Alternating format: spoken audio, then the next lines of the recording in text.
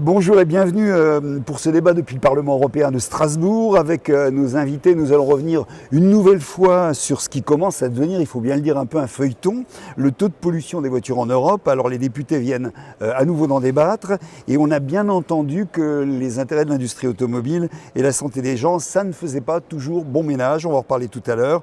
Au sommaire également, nous parlerons de la lutte contre l'évasion fiscale. Vous savez qu'il y a quelques jours, la Commission européenne s'est attaquée au régime fiscal belge, en exigeant de la Belgique qu'elle récupère 700 millions d'euros auprès de 35 entreprises. Alors est-ce qu'elle a une chance de réussir? Comment ça va se passer? On en parlera également. Et puis la Pologne, ça a été la vedette un peu de la session. La Pologne est accusée d'atteinte grave au principe de la démocratie et l'état de droit. La première ministre polonaise a tenté de s'expliquer devant le Parlement. Est-ce qu'elle a convaincu? C'est une question que je vais poser tout de suite à nos trois députés que j'ai le plaisir d'accueillir pour ce débat. Pervenche Berès, vous êtes la présidente de la délégation socialiste française au Parlement européen. Bonjour, merci d'être avec nous. Philippe Lamberts, bonjour, vous êtes député européen et coprésident du groupe des Verts Alliance Libre Européenne ici au Parlement. Et puis Patrick Le Yarrick, vous êtes député européen de la gauche unitaire européenne. Alors je vous propose tout de suite de commencer par la lutte contre l'évasion fiscale. Après plus d'un an d'enquête, la Commission européenne a conclu que le système de ruling fiscaux mis en place en 2004 par la Belgique offrait en fait des aides d'État déguisées aux entreprises, on va dire ça comme ça, qu'il allait falloir rembourser 700 millions d'euros. Ça concerne, je le disais, 35 sociétés. Philippe Lamberts, vous êtes député belge. Expliquez-nous déjà un peu ce qu'était ce système des rulings fiscaux. On croit tous savoir ce que c'est, mais pas forcément. Alors accrochez-vous, l'idée est la suivante, c'est que lorsqu'une entreprise multinationale établie en Belgique déclare ses profits, elle a une discussion avec le ministère des Finances sur le point de savoir quelle partie de ses profits doivent être taxés en Belgique. Et le raisonnement, si on peut appeler ça un raisonnement, c'est qu'une partie des profits de ces multinationales résulte d'une valeur de la marque, par exemple, ou de programmes de recherche qui ne sont pas exécutés en Belgique, et donc cette partie des profits doit être immunisée en Belgique. Alors, déjà le concept est un peu discutable, mais alors allez donc évaluer quelle partie du profit de McDonald's ou de AB InBev qui fait de la bière doit être taxée en Belgique et quelle autre pas. Et lorsque nous sommes allés rendre visite au ministère des Finances belge, on leur a demandé, tiens, et comment est-ce que vous faites d'abord pour calculer? Et là, on a eu des explications assez fumeuses, je dois dire. Et alors, le plus rigolo, c'est quand on leur demandait, tiens, et alors vous faites en sorte que vous vous assurez que la partie non taxée en Belgique est bien taxée ailleurs. Ah non, vous comprenez bien, nous ne sommes pas la police fiscale mondiale. Et donc, nous décidons souverainement de la partie qu'on taxe et le reste, advienne que pourra. Je comprends évidemment qu'ils ont eu une certaine difficulté à expliquer tout ça à la Commission. Donc, en fait, ce sont des cadeaux fiscaux à la tête du client. Qui sont très peu justifiables et donc c'est assez logique que ce régime a été condamné par la Commission européenne et la Belgique, donc aujourd'hui, le gouvernement actuel en tout cas, envisage d'aller en appel à la Cour européenne de justice pour éviter d'avoir à récupérer 700 millions de recettes fiscales. Au même moment où d'ailleurs, le même gouvernement dit on doit les couper dans la sécurité sociale. Il ne faut quand même pas se manquer du monde, quoi. Donc fondamentalement, ils se disent on peut ne pas toucher à cet argent, on va aller prendre l'argent dont on a besoin dans la Sécu. Il est intéressant aussi d'entendre l'argumentaire de la Fédération des entreprises de Belgique, le MEDEF belge. Ils disent, enfin, écoutez, vous comprenez bien, les entreprises, elles pensaient qu'elles étaient dans leur bon droit, on ne peut pas revenir en arrière, alors peut-être que demain il faut changer les choses, mais enfin, vous comprenez bien, on ne peut pas aller leur demander les 700 millions d'euros parce que c'est un engagement qui est pris. Mais j'entends la même Fédération des entreprises de Belgique ne pas s'insurger et en fait réclamer qu'on revienne sur des législations sur les prépensions, sur les pensions, sur l'indemnisation de chômage, et là que des citoyens soient victimes d'un changement, d'une rétraction de promesses de la part de l'État, ça c'est pas un problème. Mais quand c'est les entreprises, quand c'est les actionnaires, pour le dire simplement, quand c'est les 1%, alors là c'est un problème. Et on voit alors évidemment la brutalité, je trouve, d'un gouvernement de droite qui en fait ne se cache même pas de faire le jeu d'une minorité, mais c'est fait taper sur les doigts par la Commission et donc je suis vraiment curieux de voir la suite des opérations parce que vont-ils oser aller à la Cour européenne de justice?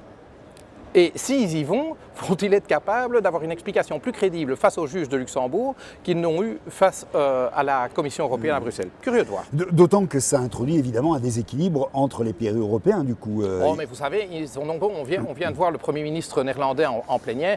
Voilà un paradis fiscal qui opère à une échelle incommensurablement plus grande que la Belgique. Quand on voit les flux de capitaux entrant et sortant des Pays-Bas, tenez-vous bien, ce sont des flux qui sont supérieurs à la somme des flux financiers entrant et sortant d'Allemagne, de France et du Japon. Il ne faut quand même pas rigoler, quoi.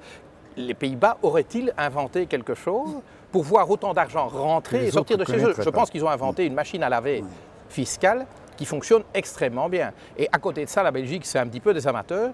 Ceci étant, ce n'est pas parce que c'est des amateurs qu'il ne faut pas les condamner. Pervenche Berès, on vient de le dire, donc il y a déjà eu un certain nombre d'affaires. Hein.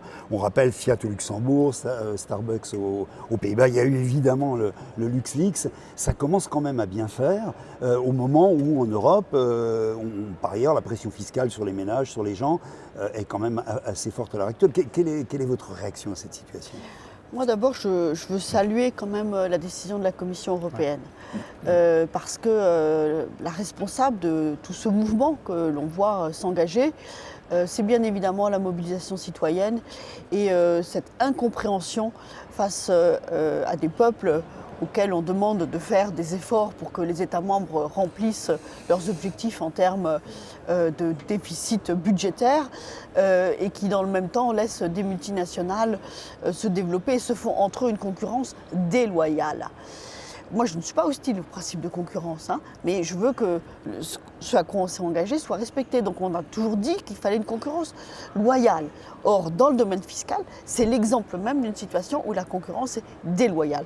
Et la commissaire à la concurrence, dans cet environnement-là, a beau être une libérale, elle est au moins de ce point de vue-là, en tout cas utile à l'ensemble des Européens, puisqu'elle va jusqu'au bout d'une certaine vision de ce qu'est une concurrence loyale.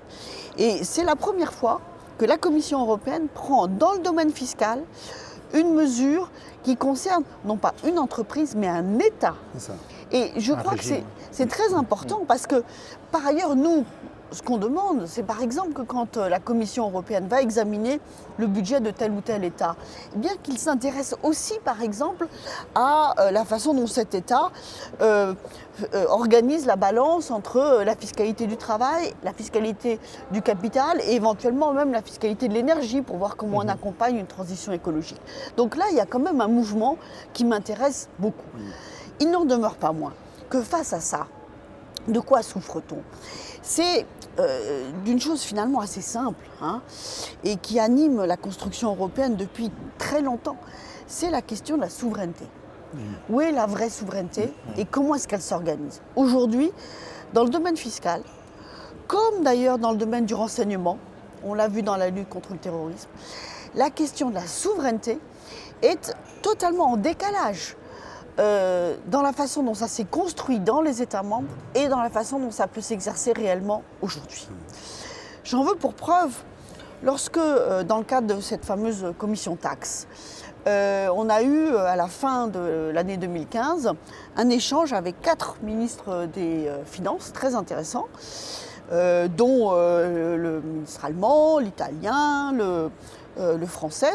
Et j'ai interrogé Michel Sapin, qui est très alerté sur les abus en termes de fiscalité opérés par une entreprise comme McDonald's.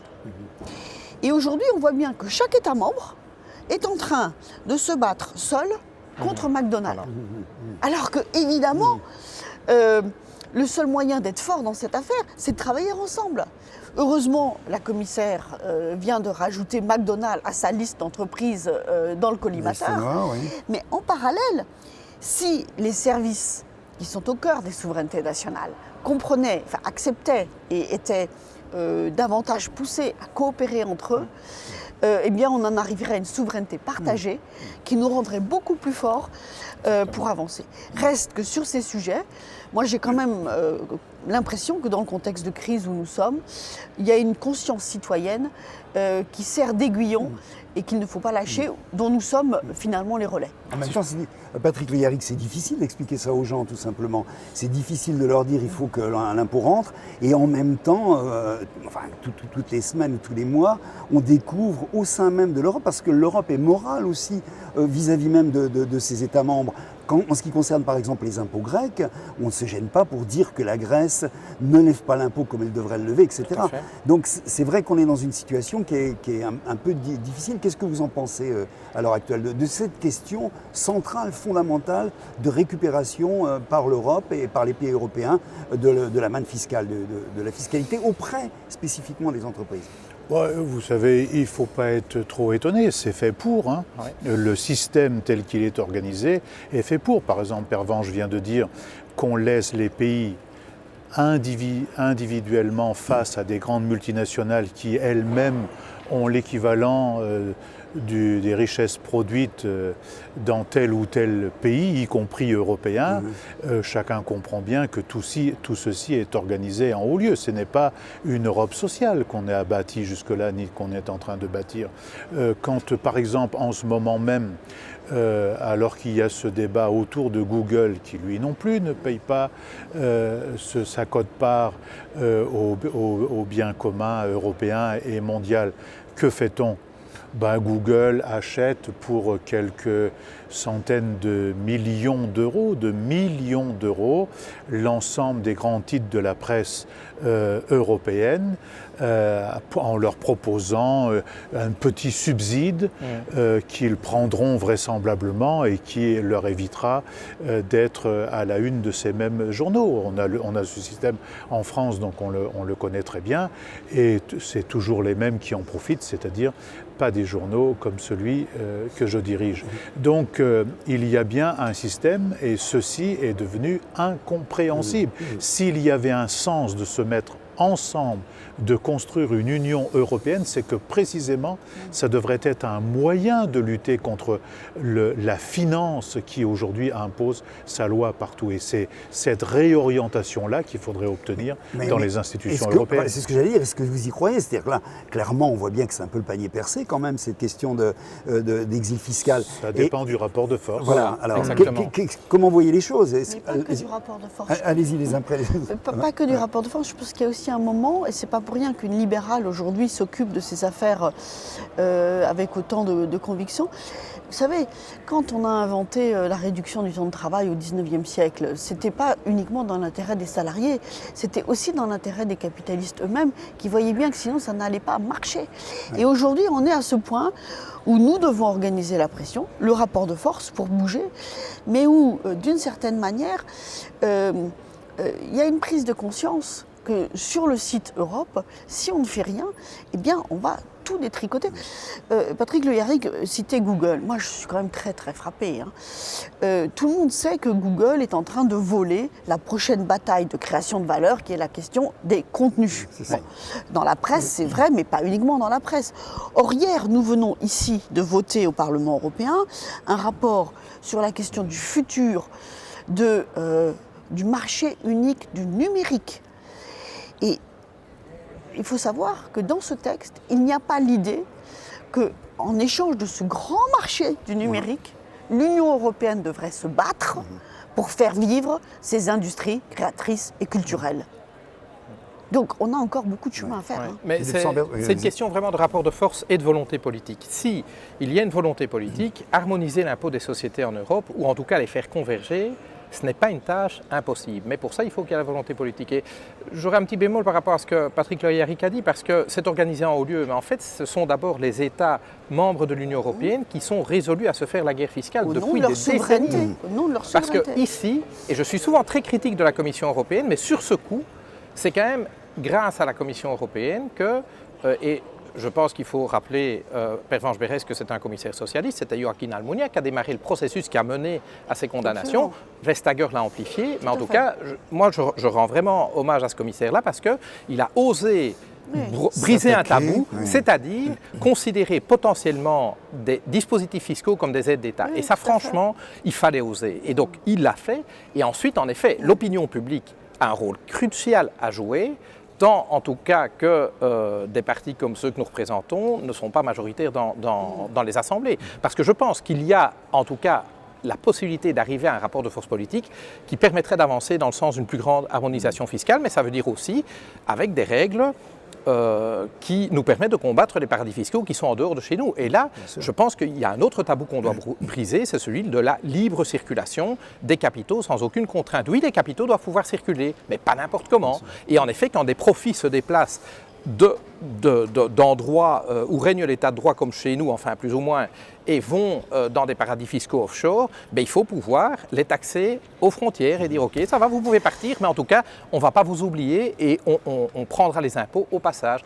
Apple localise 70 milliards de dollars de ses profits dans des paradis fiscaux pour n'avoir pas à payer l'impôt ni là où le business a été fait, ni en les rapatriant aux États-Unis. Et il parvient même, enfin il va jusqu'à emprunter de l'argent sur les marchés pour payer des dividendes à ses actionnaires plutôt que les payer à partir de ses profits, parce que s'il devait le payer à partir de ses profits, il devrait les rapatrier aux États-Unis et passer à la caisse en passant. C'est un scandale. Donc on va regarder de très près ce qui se passe en Belgique, qui du coup, enfin la décision qui va être prise au bout du compte, la manière dont ça va évoluer, du coup ça va pouvoir devenir un peu emblématique quand même. Je crois. En tout cas, d'abord, la question c'est est-ce que la Belgique va oser faire appel, parce que je pense qu'elle n'a pas un dossier très solide. Et donc déjà, ça nous donnerait une indication. S'ils ne vont pas à Luxembourg, alors ça voudra dire qu'ils se rendent compte qu'ils sont faibles. Et s'ils ne vont pas en appel, le jugement de la Commission est exécutoire et ils n'auront pas d'autre choix que de récupérer les 700 millions, faute de quoi ils seront condamnés devant la Cour de justice à des amendes par l'Union européenne. Donc non seulement ils ne récupéreront pas les sous, mais ça leur coûtera encore plus. Donc je pense qu'en effet, le bras de fer va être intéressant à suivre. Et donc c'est surtout, je suis sûr qu'ils vont essayer de ne pas faire trop de bruit là-dessus. Mais on s'arrangera pour rendre publiques les positions du gouvernement belge. C'est ce que j'allais dire, il faut que le débat soit public, que les gens en parlent, de manière à ce qu'il n'y ait pas de mépris. C'est des dossiers clairement compliqués, des dossiers fiscaux, financiers complexes. Il faut qu'on les fasse comprendre aux gens le plus possible. C'est de nos sous qu'il s'agit, fondamentalement, parce que chaque euro qui n'est pas payé par une entreprise, c'est soit un euro de service public dont nous ne jouissons pas ou que nous allons devoir payer comme citoyens. Et ça ne va pas. Bien sûr. C'est peut-être complexe, mais je veux dire, les citoyens se rendent très bien compte que les créations de valeur, elles sont aujourd'hui dans des entreprises qui ne sont pas fiscalisées. Oui. Et l'idée que quand ils font un clic, ça enrichisse Google, Amazon, ces fameuses GAFA, ils en ont parfaitement conscience. Et c'est pour ça qu'on peut nous s'appuyer sur ce mouvement pour renforcer nos positions ici. Alors, on en parlait au début, le taux de pollution des véhicules automobiles en Europe. Alors bon, ça a aussi commencé par un scandale ici, j'allais dire, c'était au mois d'octobre. Ici, le Parlement débattait très sérieusement, très sereinement de la meilleure manière de réduire les taux de pollution en Europe qui sont catastrophiques, tout le monde le sait.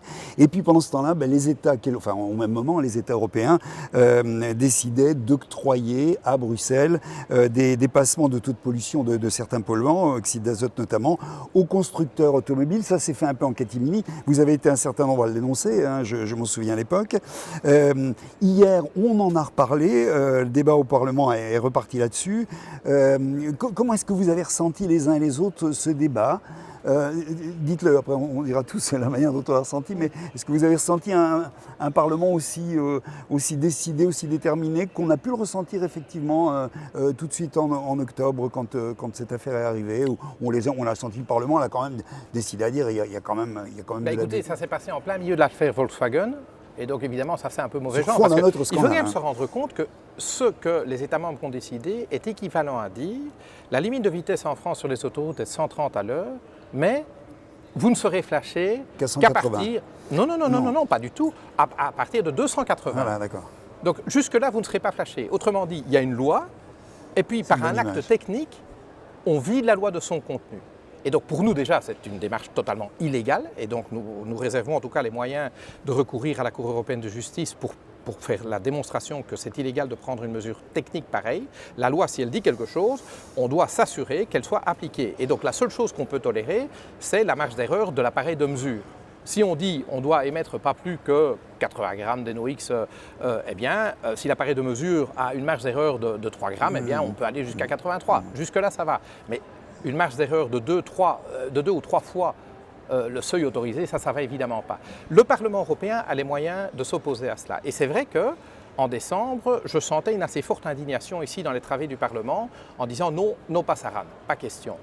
Aujourd'hui, je vois que le lobby de l'automobile faisant son boulot, que notamment un certain nombre d'Allemands proches du secteur automobile sont approchés. Il y a eu à ce débat que c'est le chantage. 90% de députés allemands qui sont C'est intervenus. le chantage à l'emploi, vous connaissez bien. Ouais, bien sûr. Et donc, au nom de l'emploi, on peut empoisonner les gens, on peut ne pas respecter la loi, tout ça est bon. Et donc, je suis très curieux de voir si dans 15 jours, le Parlement majoritairement votera l'objection à cette mesure qui de toute manière est illégale et attentatoire à la santé des Européens. Donc c'est de ça qu'il s'agit. Il s'agit bien de la santé publique. Aujourd'hui, si vous lisez toutes les revues de santé, les morts anticipées dans les 400 000 par an mais quand oui, même, c'est pas rien quoi. Ah oui, oui, oui. Ah, on s'insurge lorsqu'il y a les attentats à New York, à Paris ou ailleurs.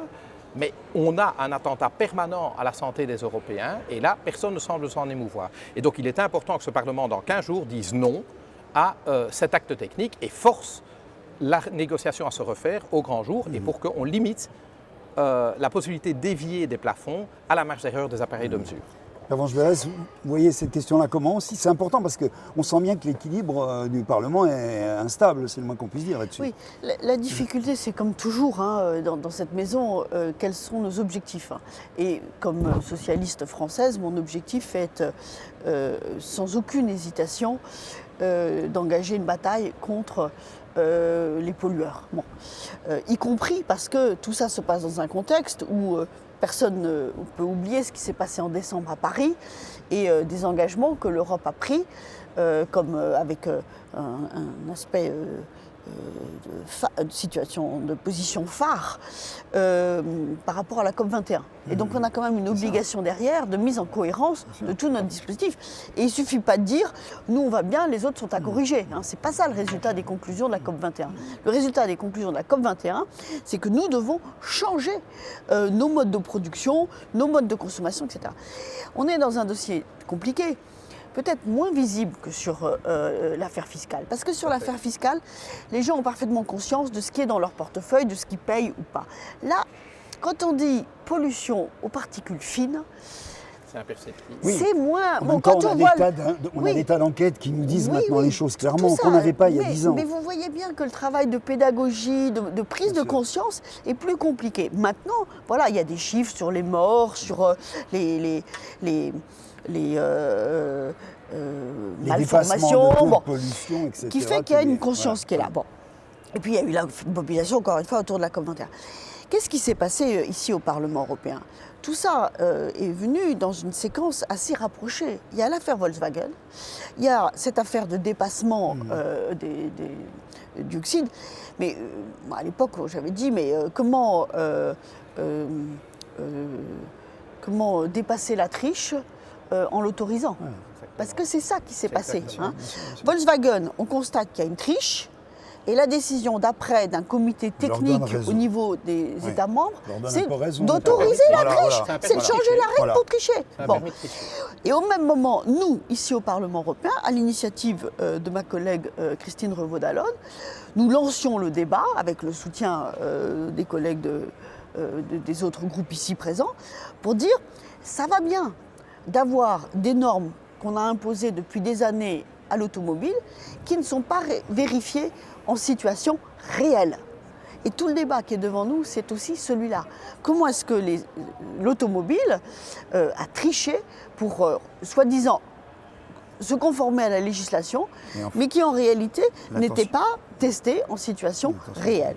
C'est là-dessus que nous allons devoir travailler avec cette commission d'enquête qui est maintenant lancée, initiée, et où il faut faire pression parce que Philippe Lambert disait qu'il y a toujours la question du chantage au chômage et à l'emploi.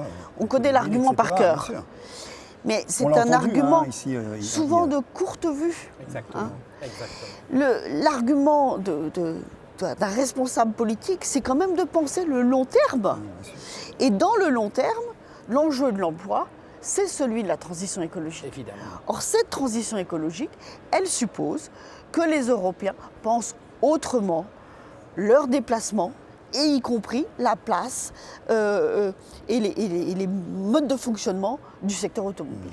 Patrick Le-Yarrick, vous avez été aussi l'un des premiers à mettre le doigt sur ce scandale quand on en a parlé au mois d'octobre ici au Parlement.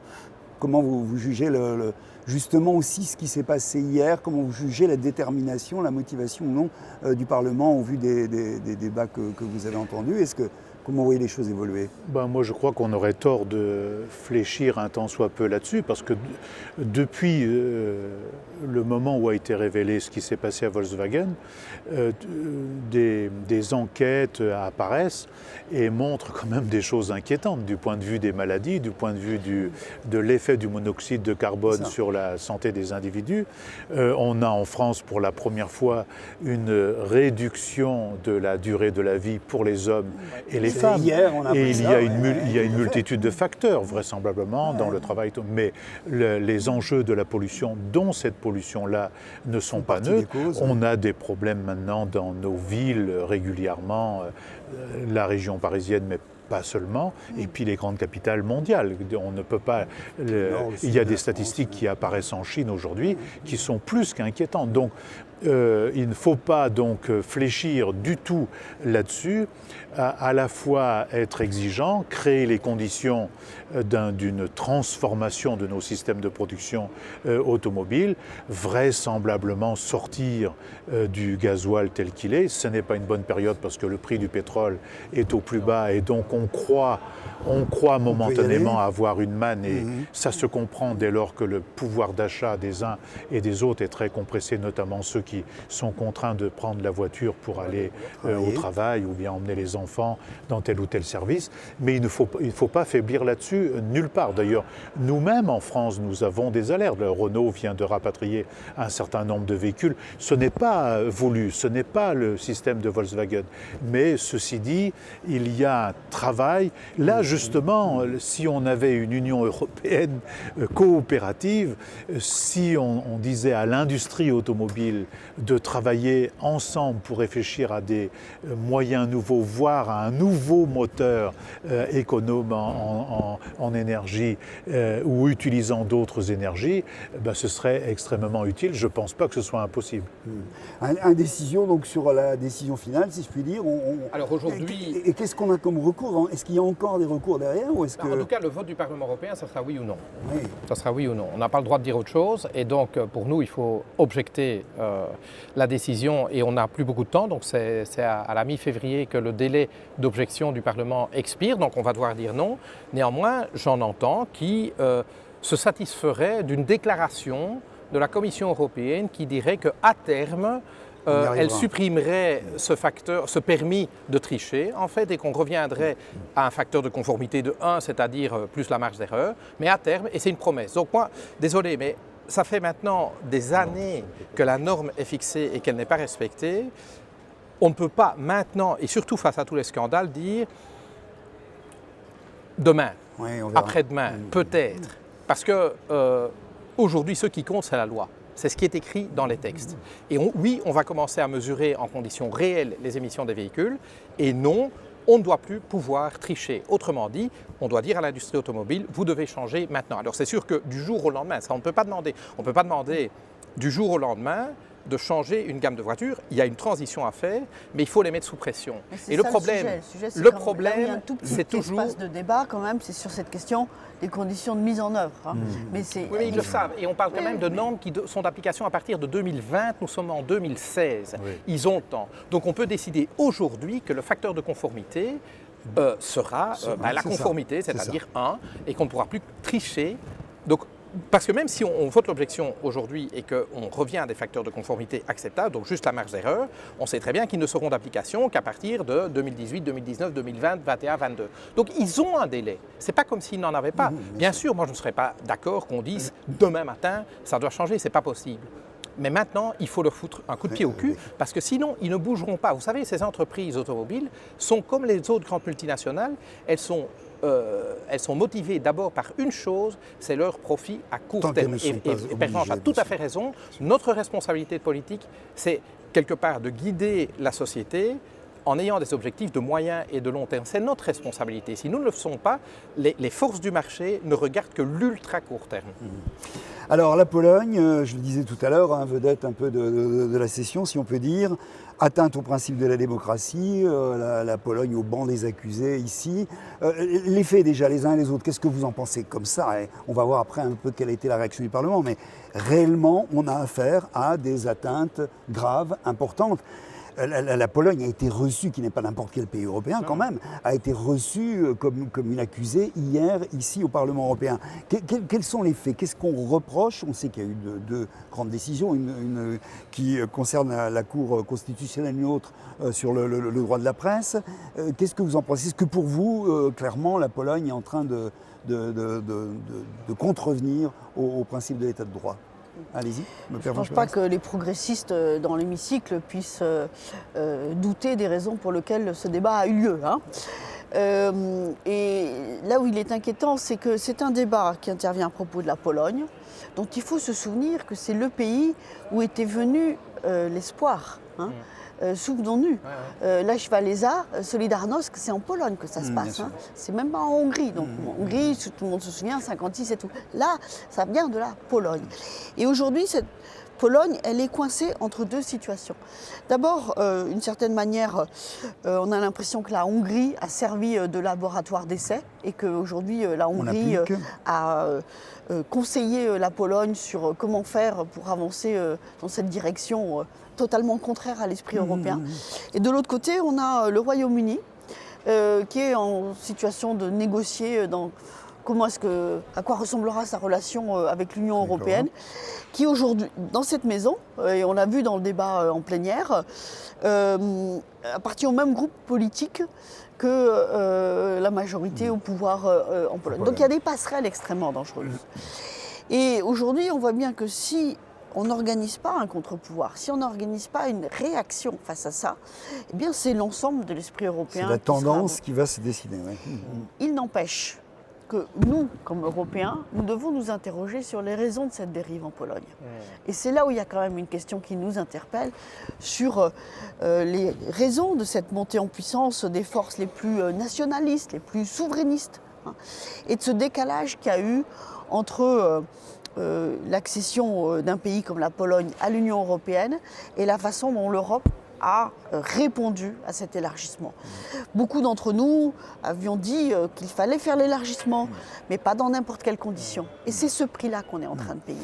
En même temps, c'est fait, quoi. Oui, mais moi, je ne cherche pas à excuser la Pologne, mais je dis juste que ce que nous disions sur le plan politique, qui était que la Pologne, après la chute du mur, se retrouver en situation de recouvrer sa souveraineté avec une fierté nationale très forte, et que les conditions dans lesquelles cette souveraineté pouvait être partagée au niveau européen seraient un sujet, eh bien on voit qu'on est en plein dedans.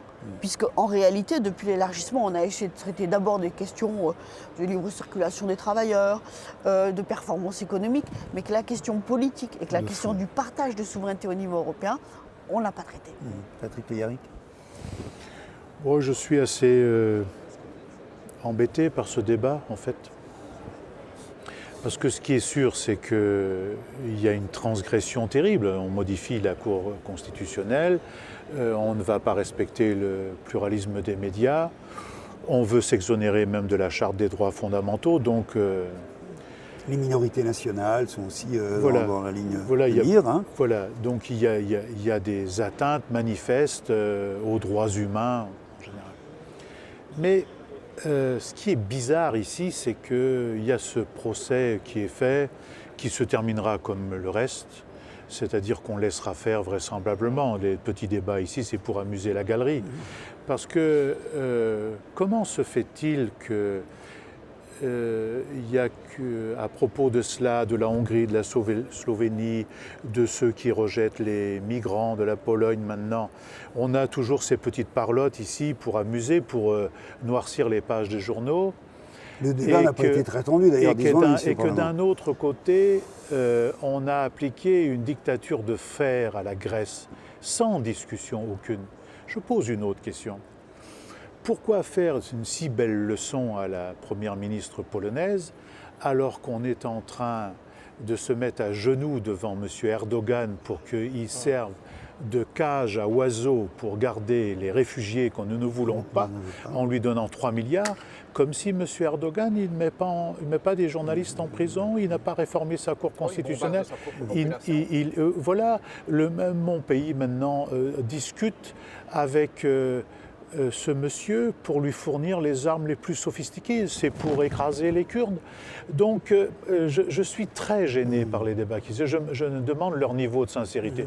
Ils sont sûrement indispensables, mais j'ai un problème sur leur niveau de sincérité. D'autre part, moi j'ai déjà dit il y a longtemps, il y avait ici un intergroupe média, puis dans des interventions, j'avais dit mais pourquoi ne créerons-nous pas un observatoire européen qui vérifierait le pluralisme des médias dans chacun des pays, parce que c'est un vaste sujet, le pluralisme des médias. On pourrait en parler dans tous les pays, il serait souhaitable qu'on en parle. Il serait souhaitable qu'on en parle dans tous les pays, de la réalité du pluralisme des médias, parce qu'il y a différentes manières de les reculer. D'autre part, les vérifications de constitution, les constitutions elles-mêmes. Moi, je suis un peu gêné parce que dans mon propre pays, on veut modifier la Constitution pour mettre l'état d'urgence dans la Constitution, pour mettre maintenant une différence entre citoyens, c'est-à-dire quand on est binational, on sera plus expulsable qu'un autre. On est en train de réformer le code pénal. On dit on est le pays des droits de l'homme, très bien, mais nous aussi on mériterait ce débat. Pourquoi est-ce qu'on est dans une phase ascendante du point de vue des droits et du progrès social et humain, ou est-ce qu'on est dans une phase de régression généralisée? Malheureusement, je crois qu'on est dans la deuxième hypothèse dans toute l'Union européenne. Et là, la Pologne serait quand même du coup un peu à l'avant-garde, entre guillemets, enfin dans la mauvaise avant-garde. Mais ça dépend un petit peu ce qu'on appelle l'avant-garde, parce que je suis assez d'accord avec Patrick, quand j'observe qu'en France, de plus en plus, le pouvoir exécutif, à savoir ici la police, peut mettre sous surveillance approfondie des citoyens sur la seule base d'une suspicion quant au risque qu'ils présenteraient pour la stabilité des institutions, sans contrôle judiciaire, quand on voit qu'on essaye d'élargir en fait cette notion d'autonomie de l'exécutif par rapport au judiciaire, eh bien je pense qu'on touche à un des fondements essentiels de la démocratie. C'était Montesquieu qui voulait la séparation des pouvoirs et pour de bonnes raisons. Eh bien, ce que je constate, c'est que quand on s'insurge de voir le ministre de la Justice polonais qui veut devenir lui-même procureur général et donc cumuler les deux postes, on peut s'insurger. Mais franchement, quand je vois aujourd'hui ce qui est en train de se passer dans la patrie des libertés, qui est mon voisin du Sud, eh bien, je suis extrêmement inquiet quand je vois la loi Bayon en Espagne qui punit de peine insensée la simple insulte à un policier.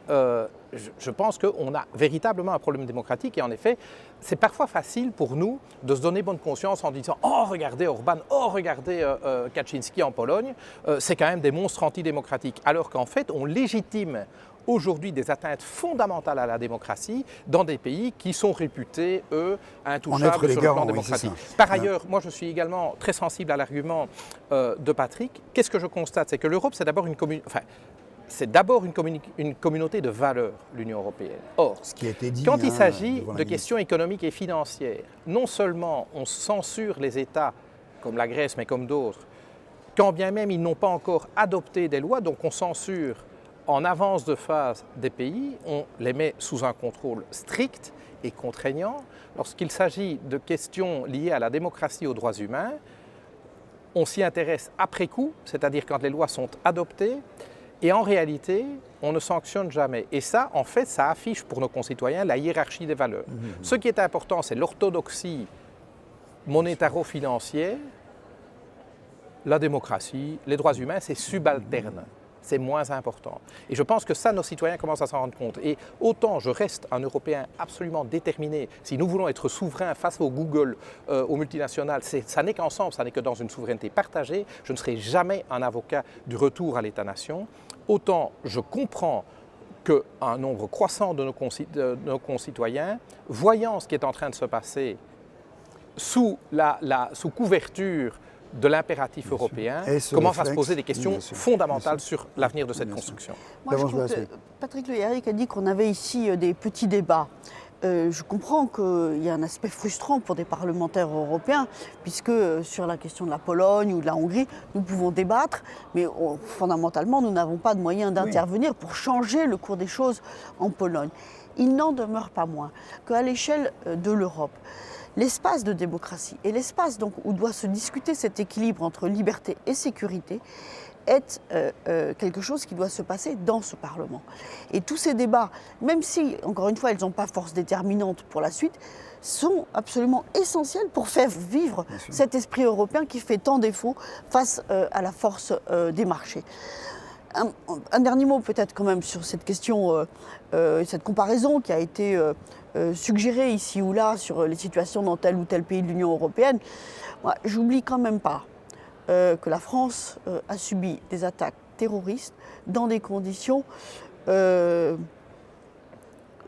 que tout le monde ne peut que condamner. Oui, mais Et attends. C'est un le autre rôle du débat, politique, ça. c'est de Attendez, on va répondre à la laisser menace. finir, C'est pas Philippe Lambert, d'inventer. laissez-moi terminer et aller jusqu'au bout. Bien sûr, il faut répondre à la menace. Et dans les conditions de réponse à la menace, moi, ça ne me choque pas que l'état d'urgence ait été décrété. Son inscription dans la Constitution ne me choque pas non plus, car je crois qu'on est mieux avec un état d'urgence encadré et délibéré dans la Constitution qu'en dehors, dans une loi qui peut être changée dans n'importe quelle condition. En revanche, c'est vrai qu'il y a un débat qui s'est engagé en France, auquel Patrick Le Yarrick a fait référence, sur la question de la déchéance de nationalité pour les binationaux. On va pas repartir là dans ce On débat-là. va pas, non, mais il a été mentionné par Patrick Le Yarrick, donc je suis obligée d'y répondre et de répondre aussi à l'amalgame qui est fait entre la C'est pas situation un en amalgame. France pas un et la amalgame. situation On va en Hongrie. Là-dessus, je pense que c'est une faute et qu'il faut tout faire pour l'empêcher. Il n'en demeure pas moins que, comme députés européens ici, nous devons être les gardiens de l'existence et Oui, du ce qui a maintien été d'un dit certain partout. nombre de valeurs, parce que sinon, tout se détricotera à l'échelle européenne. Et je pense qu'aucun État membre, que ce soit le Royaume-Uni ou la Pologne, n'y a intérêt. Alors le mot de la fin, vous Mais je pense que d'avoir subi des attentats ne justifie pas n'importe quoi. Pas n'importe quoi. Et je suis désolé. C'est pour ça que le débat Je suis entre désolé. sécurité et liberté Les terroristes doit n'en ont être mené. absolument rien à cirer d'avoir un passeport Mais français. Philippe Lambert, ne me faites pas un la faux déchéance- procès. J'ai dit laissez-moi que terminer. j'étais On va contre la déchéance de la ce débat-là, on a dit binationalité. qu'on le cessait. Il faut prendre des mesures qui répondent à la menace. La surveillance généralisée de tous les citoyens européens n'a aucun sens parce qu'en fait, tous les terroristes étaient identifiés. Et donc, on n'a pas besoin de mettre sous surveillance tous nos concitoyens pour identifier les terroristes potentiels. Par contre, il faut partager l'information, il Bien faut sûr. l'exploiter. Deux, Notamment entre la la déchéance de Belgique et la France. nationalité n'est en rien un dissuasif face aux candidats terroristes. Ils n'en ont absolument rien à cirer. Et donc, ce sont toutes des mesures symboliques dont l'unique but est de prétendre répondre à une angoisse collective, mais à côté de la plaque. Mais on ne peut Et donc, pas dire que ce qui a été gare- fait en France sont uniquement des opérations de prétention. Et les Français ont parfaitement conscience que le gouvernement a été extrêmement efficace, extrêmement mobilisé dans les éléments qui ont été mis en place après les attaques Le terroristes gouvernement pour français assurer leur refuse depuis des sécurité. décennies de partager les informations sur les suspects Mais ça, terroristes c'est- qu'il a. mais Et ça, il ne faut pas on- s'étonner mais alors je- qu'ils ne on l'a- reçoivent pas je les l'ai dit informations au des début services de voisins. l'émission, Enfin, je bon. l'ai dit au début de l'émission, sur ces questions de souveraineté, que ce soit dans le domaine fiscal Il ou faudra dans le les domaine de partager. renseignement, il faut les partager. Et là-dessus, nous On est sommes d'accord sur ce point-là. Allez. Merci à vous. On repart pas sur le débat, les débats nationaux. Merci à vous. Et puis on se retrouve bien sûr pour le prochain débat de l'humanité à la prochaine session du Parlement européen. Merci, bonne journée, au revoir.